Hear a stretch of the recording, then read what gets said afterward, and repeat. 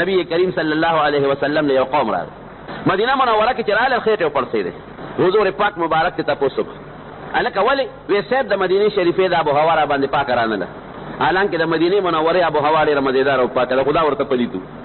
وی تاسو باندې په وطن کې به دا بیماري راتله وی وی څه چل به هم کوو وی مونږ به د اوښانو پیس کړل او د هغې متیازې به هم څکلې نبي علیه السلام ته خو پته ولګېده چې دا پلیت دي خېټې هم پلیتې دي او وجودونه هم پلیت دي د بیت المال اوښانو وی ځای لاړ شه د بیت المال هغه اوښانو ته او د هغې پی هم څکې متیازې هم څکې دوی لاړل هغه پی به هم څکل او هغه متیازې به هم څکلې جوړ شو چې جوړ شو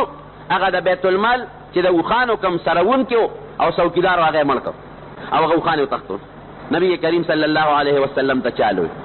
وی صاحب هغه اووه کسان چې ته اوښانو له لېږلي و د اوښانو پی و متیازې څکل جوړ شو هغې خو هغه ډاکه واچول اوښان یې وتښتول سړی یې مړ کړ پیغمبر علیه السلام ورپسې لښکر ولېږه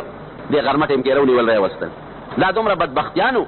د پیغمبر علیه السلام کم سروونکي و د اوښانو یا ساري نوم و د هغه نه یې پوز هم پرې کړې وه لاسونه یې هم ترې پرې کړي وو خپې یې هم ترې پرې کړې وې شونډې وروځې هم ترې پرې کړې وې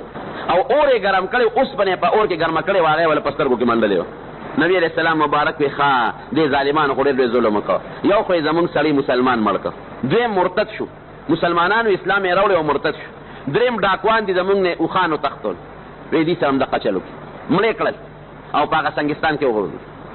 حضور پاک مبارک فرمایي په حرامو کې شفا نشته خو دا بعض انسان وجود پلیتي د پلیتۍ بلدي نه هغه پلیتي ورسره لګي وی د بورا او د ګونګټ دوستانه و یو بل سره نه هغه بورا دی ګونګټ ته وایي اشنا ټول عمر دې په ګندګۍ کې تېر کړی دی راځه چې نن در باندې د میوو د ګلونو سیل وکړم وي دا ډېره ښه ده په ګلونو یې وګرځه او په میوو چې مازدیګر شو وی اشنا څنګه وی سیل مې در باندې وکړه ته خوند یې واخېش که نه وې نه نه په خوشبویۍ پېښ شوې یم